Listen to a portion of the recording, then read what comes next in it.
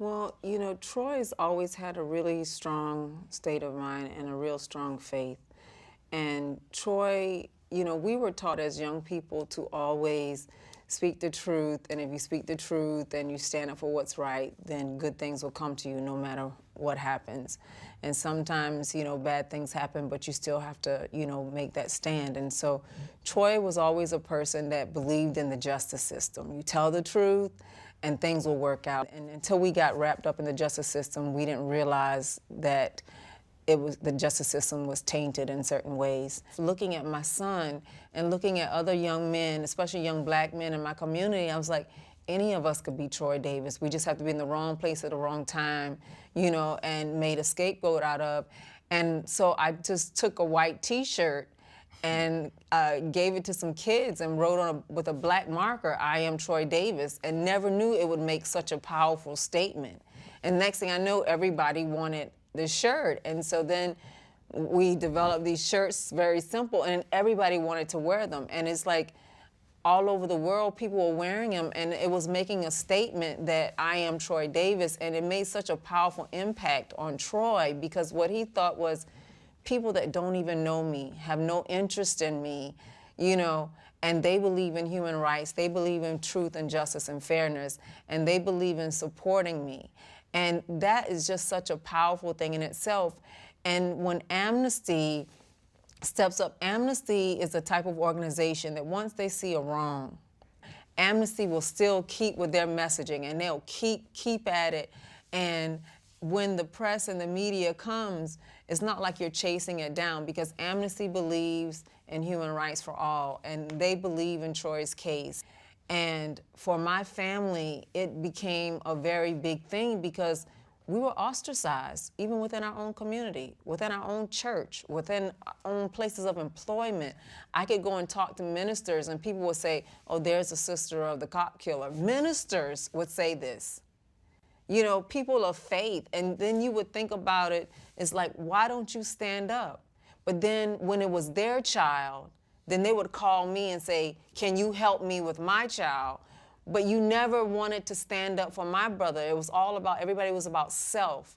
But I'm not about self. Troy's not about self. Troy's more concerned about the movement for justice than for his own self. And he said, Tina, I don't want to die to be a martyr, you know, to make a difference in the death penalty. He said, but if it's God's will that I'm executed, he said, I'm at peace with that, because I know that my life is making a difference for somebody coming behind me. So it's a powerful thing for my family. And it's been, you know, with my child, growing up, I always taught him to do what's right, do your best, don't worry about the color of your skin, be able to walk into a room with anybody and know that you are just as important. And to take him to death row and to be visiting different families, it's very hard. You have white families, black families, Hispanic families, and to see someone that has been visiting their son on death row 15, 20 years, and how they evolve and they get elderly and then they stop coming, or you know, you see someone about to get executed, you know they're going to be executed on Tuesday, and you're visiting on Saturday, Sunday. I mean, what do I say to them in the visitation room? I wish you luck. I'll say a prayer for you. I'm going to sign another petition. And then to know that you may not ever see them again. And I think one of the most powerful things that happened to me was Troy had this friend who was on death row, and I don't think he ever intended to, you know, go there and make friends, but you know, you do. And he was from Germany, and his name was Chris Berger. And everybody thought Chris was like some Nazi because he was from Germany. Troy knew that he wasn't. Well, Chris was 17 at the time of his crime, and of course, nowadays he wouldn't have been executed. And that's when they still use the electric chair. And they paraded Chris past all the other death row inmates to take him to the electric chair. And the guards knew that Troy and Chris were friends. And Troy said he can remember the lights flickering, you know, when the chair was going off. And he said it was just such an awful, terrible feeling. And then one of the guards came back by and said, how would you like some fries to go with your burger? And then they would give the guards a barbecue so that they would feel good about the fact that they participated in an execution. And it's just terrible. And then, you know, the next time when they got ready to do lethal injection, the first person that did lethal injection on, when this young man was about to be executed, he was more concerned about me because I'm a cancer survivor, been in cancer treatment for 10 years, and you know, a lot of the guys knew that. And I'll never forget because he was executed on Tuesday, and on Thursday I went to my P.O. box to check my mail because I used to do a lot of prisoners' right things, and I had this card, and it was actually from this young man. And to think that the day he was being executed, he thought enough of me to write me a personal letter, and he made me a personal card. And he was telling me to keep up the fight, keep up my health, keep doing what I'm doing because the death penalty is going to end and my work is not in vain. And this picture fell out. And when I looked at the picture, I said, oh my God, his son is in prison too, you know, because it was a young guy in prison. It was a picture of this young man, and he had been in prison since he was 16 years old. And he had on the back his name, and he had on death row, 27 years, so many months, so many days, and then he had in so many hours. And, you know, and he had the date and time of his death, you know, and it's like, it just like really tore me up because you cannot help but see these people, and when you go there, you don't see monsters. You don't see killers. You don't see whatever they're accused of. And I try not to, I don't get into whatever their crime is. You see people that were drug addicted, people that were uneducated, people that got into with the wrong crowd. You see people that may be facing cases of innocence. You see people whose death sentence was overturned, and because they don't want the system to give them the death penalty again, they just sit on death row, and they don't even have death sentences. And like when you finish visitation, it's like you can kind of walk past the glass or whatever, and you can still see your loved one, and you give your last wave goodbye. And when I looked through the window to wave bye, he wasn't at the window. He was still sitting down in visitation. He was talking to somebody. And when I looked over, I realized he was talking to me. And so it was like, but I'm not in the visitation room. I'm standing right here. And that's when I realized that as long as Troy's on death row, so is my entire family. And so one thing, I wrote this poem, and it says, my name is Martina Davis Correia, and I'm on death row because that is where my brother lives. And people think that they put a person on death row and they have no connections to the world. And they don't realize that you live in constant fear of knowing that somebody's time of death, not just your loved one, but other people. And it's very, very sad. You know, you look at these mothers, they're white, they're black, they're whatever, and they're just tormented, they're tortured. You know, and it's like, what do? And people don't understand that both families are victimized, you know.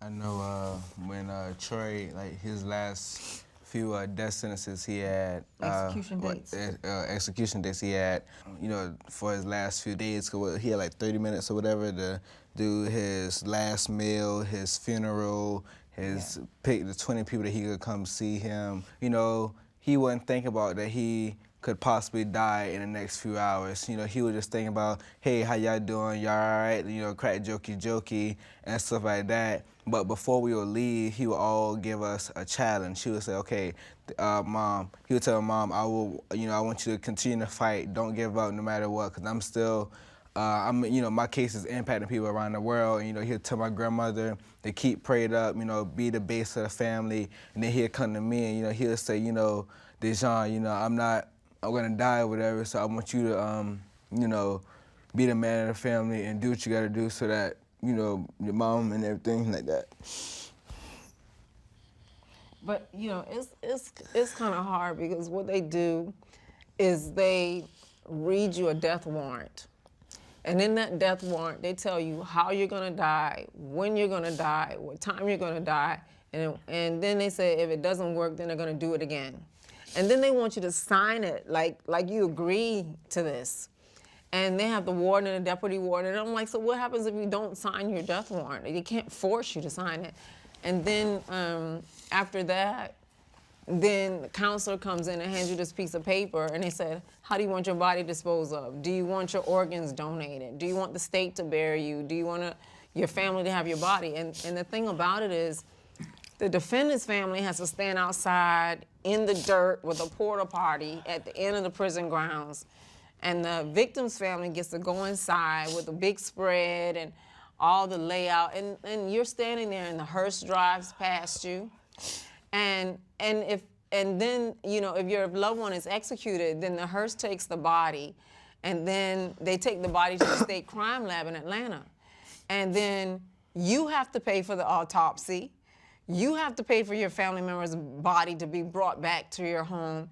You have to pay for a funeral. I'm like, why do I have to pay for an autopsy? Why do you need to do an autopsy? Well, we need to find out the cause of death. The cause of death is that you killed my loved one. You know what I mean? That's simple to me, execution. And so Troy was trying to do things, and I remember the first execution date where Troy came within 23 hours of being executed, when he set it up where half the family came on one day and the other half came on the next day, and we were supposed to come both days, but we were at the parole board at the longest parole hearing in the history of Georgia. And the thing about the parole board is not a legal body, so nobody's sworn in. So the prosecutor side can come in and say whatever they want to say, just tell all kind of lies. And the parole board in Georgia is the only entity that makes decisions on people's lives, and they act in secrecy. So you can have all the truth about Troy's case, and they can still deny you. And it doesn't make any sense because nobody governs them. And it's ex-police officers, ex-prosecutors. So you don't have a fair chance. And I remember we were there all day, and then we wanted to go see my brother, and they said, well, it's too late. He has visitation only until 4. And then I was talking to some of my cousins and things, and my cousins' kids that went to see him, and I was like, well, how was his demeanor? How was he doing? And they had a really nice time because he didn't want people to come and have some pity party like it was a funeral.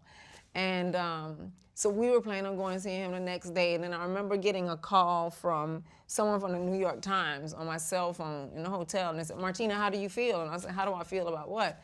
And it said the parole board gave Troy a stay. And it's like, then the Georgia Supreme Court kicks in, and then the Georgia Supreme, we go there, and then they deny Troy because they don't want to hear the evidence, and you know, they're like, well, we've heard it before, they don't even want to hear it, so they deny him. And then he gets another execution date, you know, like within a month or so. And then he came that time within 90 minutes of being killed, you know. And the victim's family came out of the prison pissed off because my brother wasn't executed. I mean, when he had those execution dates for his birthday, I remember Al Sharpton and Congressman John Lewis and Congressman Hank Johnson and a lot of other people, dignitaries, went to see Troy, and they put him up in a special place, like, you know, there was like, they didn't want them to seem like they treat them badly in prison, so they actually took him out of a back door to walk him to this makeshift hearing place they had in their courtroom, and he said he felt like he was in Shawshank Redemption, like when they took the guy out into the courtyard and he was ready to tell the truth, and then, you know, he was like walking like, you know, because it was guards on, and he said he didn't want to make any sudden moves because he didn't know what their intentions were, because he had never been outside the prison. And he said he saw grass along the sidewalk, and he asked the warden, could he please stop? And the warden said, what? And he said he just wanted to put his feet in the grass because he hadn't touched grass in like 18 years. And the warden let him stop and put his feet in the grass. And then he walked in, and, you know, it was just so amazing because when the people got to meet Troy and they see his demeanor, they're like, this is not the person everybody's portraying, you know? And it's like you can ask Troy about his case 50 different ways, and he'll tell you the exact same thing because the story doesn't change when you're telling the truth. And they tried to, you know, change it up and flub it up, but it never changes.